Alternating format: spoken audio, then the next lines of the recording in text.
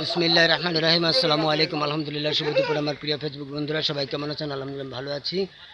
সবাইকে জ্যৈষ্ঠের মিষ্টি সুন্দর চমৎকার মেঘলা দুপুরের শুভেচ্ছা, এরই সাথে অগ্রিম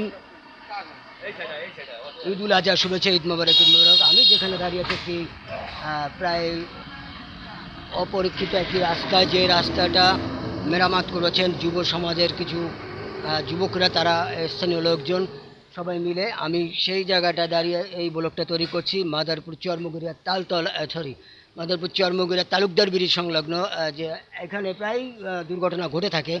এই রাস্তাটা অনেক দিন ধরে ভাঙা চোরা পড়ে আসছিল। তো এই যুব সমাজের কিছু যুবকরা তারা এইটা মেরামত করেছে।